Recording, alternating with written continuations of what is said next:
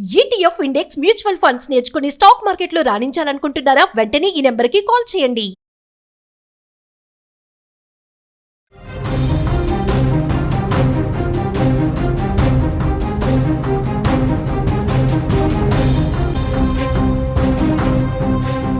Ahmedabad airport సమీపంలో జరిగిన విమాన ప్రమాదంలో పరిస్థితులు చాలా భీతావహంగా మారిపోయాయి. ఒక్కసారిగా అక్కడ ఉన్న మనుషులంతా, ఒక గంట క్రితం అందరితో ప్రేమతో మాట్లాడుకున్న మనుషులంతా ఊహించని విధంగా శవాలుగా మారిపోయారు. ముఖ్యంగా బీజే మెడికల్ కాలేజ్కి సంబంధించిన హాస్టల్లో ఉన్న ట్రైనీ డాక్టర్లు భోజనం చేస్తున్నారు. భోజనం ప్లేట్లలో పెట్టుకొని తినే సమయంలో విమానం సరిగ్గా 1:38 అహ్మదాబాద్ ఎయిర్పోర్ట్ నుంచి ఎగిరింది. సరిగ్గా వాళ్ళు ప్లేట్లలో భోజనం పెట్టుకొని తినే సమయంలో విమానం వచ్చి హాస్టల్ని ఢీకొట్టింది. విమానం ఢీకొట్టే సమయంలో హాస్టల్లో 200 మంది విద్యార్థులు ఉన్నట్టుగా తెలుస్తుంది. ఇప్పటి వరకు 40 మంది తీవ్రంగా గాయపడ్డారు. మరో 5 చనిపోయినట్టుగా అధికారిక సమాచారం అందుతోంది. స్థానికులు చెబుతున్న వివరాల ప్రకారం దాదాపు 200 మంది విద్యార్థులు ఈ మంటల్లో కాలిపోయి ఉంటారని స్థానికులు చెబుతున్నారు. ఎందుకంటే విమానం ఒక అతిపెద్ద బాంబు మాదిరిగా పేలిందని స్థానికులు చెప్తున్నారు. విజువల్స్తో చూడొచ్చు మీరు హాస్టల్కి సంబంధించిన దృశ్యాలు. విమానం పేలిన సమయంలో అక్కడ మంటలు ఏ స్థాయిలో వచ్చాయో. ఇటు మరోవైపు బాక్స్లో చూడొచ్చు విమానం టైర్లు వెళ్ళి ఎలా హాస్టల్ని ఢీకొట్టాయో.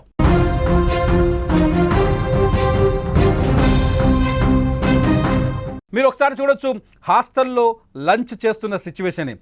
కొన్ని ఫోటోలు మనకు స్పష్టంగా కనిపిస్తోంది, మన వీడియోలో చూస్తున్నాం. హాస్టల్లో విద్యార్థులంతా ఇక్కడ డైనింగ్ హాల్లో లంచ్ చేస్తున్నారు. లంచ్ చేస్తున్న సమయంలో అక్కడ వచ్చి విమానం ఢీకొట్టింది. మీకు ఒక వీడియో మా ఆన్లైన్ ఎడిటర్ చూపిస్తాడు. ఒక వీడియో చూడండి. వీడియోలో విమానం ఎయిర్పోర్ట్ నుంచి ఎగిరిన తర్వాత A171 ఎయిర్పోర్ట్ నుంచి ఈ విమానమే ఇప్పుడు మీరు శాటిలైట్ దృశ్యాల ద్వారా ఈ వీడియోను చూస్తున్నారు. ఇది ఎయిర్పోర్ట్ అథారిటీ వాళ్ళు విడుదల చేసిన వీడియో. ఈ వీడియో చూస్తే మీకు స్పష్టంగా అర్థమవుతుంది. విమానం టేకాఫ్ అయిన తర్వాత దాదాపు 625 మీటర్ల ఎత్తుకు ఎగిరింది.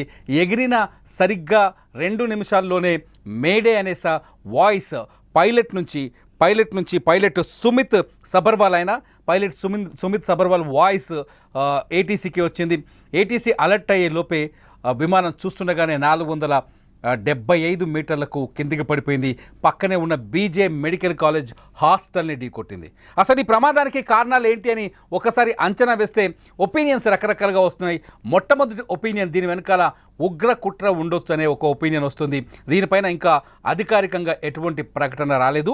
ఈ ప్రకటన ఇంకా రావాల్సి ఉంది. రెండోది వచ్చేసి గతంలో అనుభవం ఉన్న పైలట్స్ చెప్తున్న వాళ్ళ మాటలు బట్టి చూస్తే పక్షులు ఢీకొట్టే అవకాశం కూడా ఎక్కువగా ఉంది అని చెప్తున్నారు. అతిపెద్ద విమానం కావచ్చు కాబట్టి దీనికి 2 ఇంజన్లు ఉంటాయి. ఈ 2 ఇంజన్లని పక్షులు ఢీకొట్టడం వల్ల ఈ ప్రమాదం జరిగి ఉండొచ్చు అని చెప్పేసి కొందరు ఎక్స్పర్ట్స్ చెప్తున్నారు. ఎందుకంటే అహ్మదాబాద్ ఎయిర్పోర్ట్కి పక్కనే ఒక నివాసిత ప్రాంతం ఉంది. ఇప్పుడు మనం చూస్తున్నట్టుగానే ఇది నివాసిత ప్రాంతం. ఈ నివాసిత ప్రాంతాల్లో ఇండ్లు ఉన్నాయి, హాస్టల్స్ ఉన్నాయి. ఈ ఏరియాలో పక్షులు అధికంగా ఉండే అవకాశం కూడా ఉంటుంది. విమానం గాల్లోకి ఎగరగానే పక్షి ఒకవేళ ఇంజన్లోకి వెళ్ళిపోతే, ఏదైనా పక్షి ఇంజన్ లోపలికి వెళితే ఇంజన్ తన శక్తిని కోల్పోతుందని ఎక్స్పర్ట్ చెప్తున్నారు. ఇంజన్ శక్తిని కోల్పోయిన వెంటనే విమానం పైకి ఎగరలేక నేలకూలే అవకాశం ఉందని చెప్తున్నారు. పొద్దునుంచి విడుదలైన వీడియోస్ ఒకసారి ఎయిర్పోర్ట్లో విమానం, ఒకసారి మా ఆన్లైన్ ఎడిటర్ చెప్తున్నారు, ఒకసారి శాటిలైట్ ఇమేజ్తో పాటు విమానం కూలుతున్న వీడియో ఒకసారి చూడండి. వాటిన్నింటినీ ఒక్కసారి పోల్చి చూస్తే శాటిలైట్లో ఇమేజ్లో చాలా స్పష్టంగా కనిపిస్తుంది విమానం ఎగిరిన తర్వాత ఎలా కిందకి వెళ్తుంది అని చెప్పేసి. మనం విజువల్లో చూడవచ్చు. కొందరు వ్యక్తులు విమానం కింద నేల కొలుతున్న వీడియోని కొందరిని విడుదల చేస్తారు. ఒకసారి ఈ 2 బాక్స్ని మీరు ఈ 2 బాక్సుల్లో వీడియోని కంపేర్ చేసి చూస్తే ఒకవైపు విమానం పైకి ఎగిరిన తర్వాత నేరుగా కిందికి దిగిపోయి నేలను ఢీకొట్టింది. సేమ్ సీన్ మీరు శాటిలైట్ ఇమేజ్లో చూడొచ్చు. A171 ఇది 787 బోయింగ్ విమానం. ఇది భారతదేశంలోనే అతిపెద్ద విమానం. అది నేలని తాకుతున్న సీన్ మీరు స్పష్టంగా చూడొచ్చు.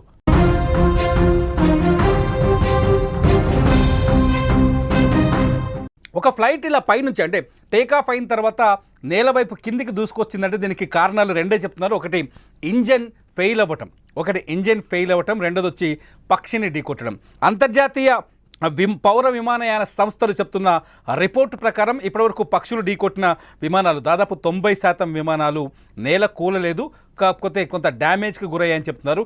కాకపోతే ఒకవేళ పక్షి గనక విమానం ఇంజన్లోకి వెళ్ళిపోయింది అనుకోండి, ఆకాశంలో విమానం ఎగిరిన తర్వాత పక్షి ఇంజన్లోకి వెళ్ళిపోతే ఖచ్చితంగా ఆ ఫ్లైట్ ఇంజన్ శక్తిని కోల్పోతుంది, ఆటోమేటిక్గా పైకి ఎగరాల్సిన ఫ్లైట్ కిందకు వస్తుంది, అది నేలను కూలుతుంది చెప్తారు. మొత్తానికి అహ్మదాబాద్ విమాన ప్రమాదం వెనుక ప్లేన్ క్రాష్ వెనుక 2 సందేహాలు ఉన్నాయి. ఒకటి ఉగ్ర కుట్ర ఉండొచ్చు అనేది మొదటి సందేహం ఉంటే, రెండోది వచ్చేసి పక్షి ఈ విమానాన్ని ఢీకొట్టి ఉంటుందని. చనిపోయిన వాళ్ళంతా వివిఐపీలు, ఫారినర్స్ ఉన్నారు. దాదాపు 59 మంది ఫారినర్స్ ఉన్నారు. అట్లాగే ఇండియన్స్ ఒక 53 మంది లండన్ వాళ్ళు ఉన్నారు. ఒక 7 పోర్చుగీస్ వాళ్ళు ఉన్నారు. ఒకరు కెనడియన్ ఉన్నారు. మొత్తం 169 మంది ఇండియన్స్ ఉన్నారు. ఈ 169 మందిలో గుజరాత్ మాజీ ముఖ్యమంత్రి రూపాని కూడా ఉన్నారు, విజయ్ రూపాని కూడా ఉన్నారు. అయితే ఈ విమాన ప్రమాదానికి ముందు ఫ్లైట్ని తరువుగా చెక్ చేసినట్టు ఎయిర్ ఇండియా చెబుతోంది. అన్ని రకాల చెక్కింగ్స్ తర్వాతే ఈ విమానం పైకి ఎగిరిందని చెప్తోంది. విమానయాన సంస్థ కూడా చాలా స్పష్టంగా, ఎయిర్ ఇండియా కూడా చాలా స్పష్టంగా చెప్తోంది. ఈ ఫ్లైట్ గడిచిన 11 ఏళ్ళుగా ఈ ఫ్లైట్ అందుబాటులోకి వచ్చింది. 11 ఏళ్ల నుంచి నడుస్తుంది కాబట్టి ఇది పాత ఫ్లైట్ ఏమీ కాదు. అంత ఈజీగా సాంకేతిక లోపాలు వచ్చే అవకాశం లేదని చెప్తుంది. ఈ ఫ్లైట్ ఎగరబట్టి 11 ఏళ్ళు అవుతుంది. ఇది బోయింగ్ 787 ఫ్లైట్. ఈ ఫ్లైట్ని 11 సంవత్సరాలుగా ఎయిర్ ఇండియా వినియోగిస్తుంది. ఈ ఫ్లైట్ ఎటువంటి సాంకేతిక లోపాలు ఉండే అవకాశం లేదని చెప్తుంది. 11 ఏళ్ల ఫ్లైట్ అంటే కొత్త ఫ్లైట్ అని చెప్తున్నారు వైమానిక నిపుణులు. రెండోది వచ్చేసి ఈ ఫ్లైట్ని రన్ చేస్తున్న 2 కెప్టెన్లు, అంటే పైలట్లు చాలా అనుభవం కలిగిన వ్యక్తులు. కెప్టెన్ సుమిత్ సబర్వాల్ కూడా ఈ ప్రమాదంలో కన్ను మూసినట్టుగా తెలుస్తోంది. సుమిత్ సబర్వాల్ మృతదేహాన్ని గుర్తించాల్సి ఉంటుంది. సుమిత్ సబర్వాల్కి 8700 గంటల ఎయిర్ టైం ఉంది. ఆయన మొత్తం హిస్టరీలో 8700 ఎయిర్ టైం ఉంది. ఆయన అంటే చాలా సీనియర్ పైలట్. అట్లాగే ఇంకొక వ్యక్తి క్లీవ్స్ కుందన్. ఈ క్లీవ్ కుందన్ కూడా మన ఇండియనే. క్లీవ్ కుందన్కి 1100 గంటల ఎయిర్ ఎక్స్పీరియన్స్ ఉంది. ఇతను జూనియర్. వీరిద్దరు కలిసి ఈ ఫ్లైట్ని రన్ చేసే ప్రయత్నం చేశారు. ఒకసారి హాస్టల్లో సీన్ చూడొచ్చు. బయట నుంచి విమానం హాస్టల్ గోడని ఢీకొట్టిన సీన్ ఒకవైపు వస్తే, హాస్టల్ లోపల దృశ్యాల్ని ఒకవైపు చూడొచ్చు. అత్యంత ప్రమాదకరమైన సిచ్యువేషన్ ఏంటంటే, ఫ్లైట్లో ఉన్న వాళ్ళంతా ఆల్మోస్ట్ ఆల్ క్రాష్ అయి ఉంటారని గుజరాత్ పోలీసులు అనధికారికంగా చెప్తున్నారు. ఫ్లైట్లో మొత్తం 244 మంది ఉన్నారు. ఈ 244 మంది ప్రాణాలు కోల్పోయి ఉంటారని చెప్తున్నారు. అయితే ఇక్కడ డాక్టర్లు కూడా, జూనియర్ డాక్టర్లు ఏదైతే హాస్టల్లో ఉన్నారో వాళ్ళు ప్లేట్లలో భోజనం పెట్టుకొని తింటున్న సమయంలో ఈ ప్రమాదం జరిగింది. చూడండి, మీకు ఆహార పదార్థాలు స్పష్టంగా కనిపిస్తాయి. ప్లేట్లలో అన్నం అలాగే ఉంది. ఫ్లైట్ ఢీకొట్టిన సమయంలో వీళ్ళలో 40 మంది డాక్టర్లు అతి తీవ్రంగా గాయపడ్డారు. ఎంతమంది బతుకుతారు, ఎంతమంది బతకరు అనే విషయాన్ని చెప్పలేని పరిస్థితి. 5 మరణించినట్టుగా ఇప్పటికైతే అధికారికంగా తెలుస్తుంది. ఇక్కడ గాయపడ్డ వారిని పక్కనే మెడికల్ కాలేజ్ ఉండడంతో అక్కడికి వెంటనే తరలిస్తున్నారు. బీజేఐ మెడికల్ కాలేజ్, ఇది గవర్నమెంట్ నడిపిస్తుంది. ఈ మెడికల్ కాలేజ్లోకి పంపిస్తున్నారు. సిచ్యువేషన్ మాత్రం చాలా భీతావాహంగా ఉంది.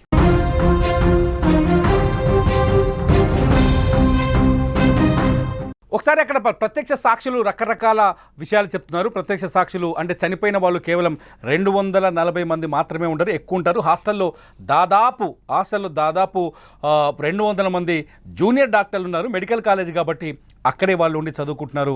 హాస్టల్లో ఉన్న వాళ్ళ ఆ పరిస్థితులు ఇంతవరకు స్పష్టత రాలేదు. చీకటి పడుతోంది. అక్కడ సహాయక చర్యల్ని ముమ్మరం చేసేందుకు చీకటి అంటే సాయంకాలం కావడంతో పరిస్థితులు కొంత విరుద్ధంగా కనిపిస్తున్నాయి. డెడ్ బాడీస్ ఆల్మోస్ట్ ఆల్ ముక్కలుగా కనిపిస్తున్నాయి. యూట్యూబ్లో మేము రూల్స్కు విరుద్ధంగా చూపించలేం కాబట్టి చెప్పలేకపోతున్నాం. చాలా ఫుటేజ్ చాలా స్పష్టంగా కనిపిస్తుంది. డెడ్ బాడీస్ ముక్కలుగా కనిపిస్తున్నాయి. ఫ్లేమ్ ఒక్కసారిగా 63,000 లీటర్ల ఆయిల్ ఉంది. అంటే విమానంలో ఫ్యూయల్ 63,000 లీటర్లు ఉంది కాబట్టి అది భారీ బాంబు కింద వెళ్ళిపోవడంతో ఫ్లైట్లో ఉన్న వాళ్ళంతా ఆల్మోస్ట్ ఆల్ కాలి బూడిదైపోయినట్టుగా తెలుస్తుంది. ఆల్మోస్ట్ ఆల్ కాలిపోయారు. విజయ్ రూపాని డెడ్ బాడీని కూడా గుర్తించలేని పరిస్థితి ఉందని తెలుస్తుంది. ఇప్పటికే గుజరాత్ ముఖ్యమంత్రి సంఘటనా స్థలాన్ని చేరుకొని ఆసుపత్రిలో కోలుకుంటున్న వారిని పరామర్శించే ప్రయత్నం చేస్తున్నారు. అయితే అది బాంబులాగా ఒక్కసారిగా పేలడంతో, చూడండి విజువల్స్లో చూస్తే మీకు అర్థమవుతుంది, ఒక్కసారిగా బాంబులా పేలడంతో పక్కనే ఉన్న హాస్టల్ గుద్దింది కదా, హాస్టల్ ఢీకొట్టింది విమానం కాబట్టి హాస్టల్లో ఉన్న వాళ్ళు కూడా ఈ పేలుడు దాడికి తీవ్రంగా గాయపడి ఉంటారు. చాలామంది బూడిదైపోయి ఉంటారని ఒక అంచనా వస్తుంది. ఈ సిచ్యువేషన్ అయితే చాలా హృదయ విదారకంగా ఉంది. అక్కడ బంధువులు వచ్చి రోధిస్తున్నారు. అతిపెద్ద సందేహం ఏంటంటే ఈ విమాన ప్రమాదం వెనుక ఖచ్చితంగా కుట్ర ఏదైనా దాగి ఉండొచ్చు, తీవ్రవాద కుట్ర కావచ్చు, ఉగ్ర కుట్ర కావచ్చు, దాగి ఉందనే ఒక చర్చ జరుగుతుంది. ఖలిస్తాన్కి సంబంధించిన ఒక ఉద్యమకారుడు గతంలో విమాన ప్రమాదానికి సంబంధించిన హెచ్చరికలు జారీ చేశారు. ఆ వీడియో ఇప్పుడు వైరల్ అవుతుంది. ఒకసారి ఆ వీడియో ఆయన చూద్దాం. ఖలిస్తాన్ ఉగ్రవాది అనొచ్చు, ఈయన తీవ్రవాది అనొచ్చు. ఆయన ఏం మాట్లాడిండో. Do not fly Air India 19 ਨਵੰਬਰ ਤੋਂ ਗਲੋਬਲ ਬਲੌਕੇਡ ਤੇ 에ਅਰ ਇੰਡੀਆ ਦੁਨੀਆ ਦੇ ਵਿੱਚ ਚੱਲਣ ਨਹੀਂ ਦਿੱਤੀ ਜਾਏਗੀ। ਸਿੱਖ ਪੰਥ ਵਾਲਿਓ 19 ਨਵੰਬਰ ਤੋਂ ਬਾਅਦ 에ਅਰ ਇੰਡੀਆ 'ਚ ਸਫ਼ਰ ਨਹੀਂ ਕਰਨਾ, ਜਾਨ ਨੂੰ ਖਤਰਾ ਹੋ ਸਕਦਾ ਹੈ। ਔਰ ਸਾਡਾ ਇਹ ਸੁਨੇਹਾ ਹੈ ਭਾਰਤ ਨੂੰ, ਇੰਦਰਾ ਗਾਂਧੀ ਇੰਟਰਨੈਸ਼ਨਲ 에ਅਰਪੋਰਟ 19 ਨਵੰਬਰ ਨੂੰ ਬੰਦ ਰਹੇਗਾ। ਇਹ 19 ਨਵੰਬਰ ਉਹੀ ਹੈ ਜਿੱਦਣ ਵਰਲਡ ਟੈਰਰ ਕੱਪ ਦਾ ਫਾਈਨਲ ਵੀ ਹੈ। दुनिया ਦੇ ਵਿੱਚ ਦੱਸ ਦਿੱਤਾ ਜਾਏਗਾ कि भारत ने हिंदुस्तान ने सिखा दी नस्लकुशी की सी। ఇలాంటి వీడియోలు చూస్తే నిజంగానే సందేహం కలుగుతుంది ఈ విమాన ప్రమాదం వెనుక ఉగ్ర కుట్ర కానీ తీవ్రవాద కుట్ర ఏమైనా ఉందని. ఎందుకంటే ఈ విమానంలో ప్రయాణిస్తూ చనిపోయిన వ్యక్తి చిన్న వ్యక్తి కాదు, గుజరాత్ మాజీ ముఖ్యమంత్రి విజయ్ రూపానీ. అట్లాగే ఫారినర్స్ 53 మంది ఫారినర్స్ ఉన్నారు. భారత ప్రతిష్టని దెబ్బతీసేందుకు ఇటువంటి కుట్ర జరిగి ఉంటుంది. మీరు విజువల్స్లో చూడొచ్చు, ఒక కెనడియన్ ఫ్లైట్ ఎక్కే ముందు ఒక సెల్ఫీ వీడియో తీసుకున్నాడు. ఆ వీడియోలో తన సంతోషాన్ని స్నేహితులతో తోటి ప్రయాణికులతో పంచుకున్నాడు. ఒకసారి ఆ వీడియో చూస్తే నిజంగా కళ్ళకు నీళ్ళు వస్తుంది. సరిగ్గా కొద్ది నిమిషాల ముందు, ఫ్లైట్ ఎక్కే కొద్ది నిమిషాల ముందు ఈ వీడియో రికార్డ్ చేశాడు. తను హ్యాపీ మూమెంట్స్ని, ఈ కెనడియన్ ఇతను ఒక కెనడాకి సంబంధించిన ప్రయాణికుడు, వాళ్ళ ఫ్యామిలీ మెంబర్స్ కోసం ఈ వీడియో రికార్డ్ చేసి బయలుదేరుతున్నాం ఇండియా నుంచి అని చెప్పే ప్రయత్నం చేస్తున్నాడు. పక్కనే ఇంకొక కెనడియన్, ఇద్దరు ఒకే దేశానికి సంబంధించిన వాళ్ళు. మొత్తం ఈ ఫ్లైట్లో 7 వ్యక్తులు ఉన్నట్టుగా తెలుస్తుంది. ఇది కెనడియన్ రికార్డ్ చేసిన వీడియో. 7 వ్యక్తులు ఏమో పోర్చుగీస్ వాళ్ళు ఉన్నారు. మొత్తం అందరూ కలిసే ఈ ఫ్లైట్ ఎక్కినట్టుగా తెలుస్తుంది. 53 మంది బ్రిటిషర్స్ ఉన్నారు. మొత్తానికి ఈ విమాన ప్రమాదంలో దాదాపు 61 మంది విదేశీయులు కూడా ప్రాణాలు కోల్పోయారని తెలుస్తుంది. విమానం ముక్కలైంది. ఎక్కడికక్కడ ఆ ముక్కలు వచ్చేసి మెడికల్ కాలేజీ మీద పడిపోయాయి. అక్కడ చెట్ల మీద కుప్పలు కూలాయి. మెడికల్ కాలేజీకి సంబంధించిన హాస్టల్ మొత్తం కూలిపోయింది, ఎక్కడికక్కడ ధ్వంసం అయిపోయింది.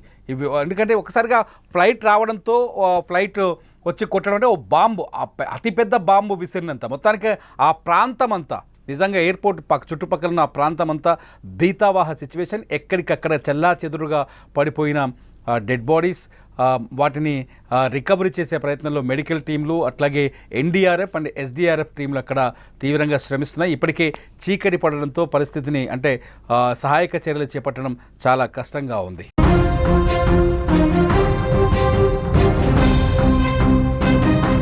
ఒకసారిగా హాస్టల్లో ఎవరైతే పిల్లలు డాక్టర్ చాలా కష్టపడి ఎంబీబీఎస్ పాస్ అయ్యి నీట్ ఎగ్జామ్ రాసి హాస్టల్కి వచ్చారు, అక్కడే ఉండి చదువుకుంటున్నారు.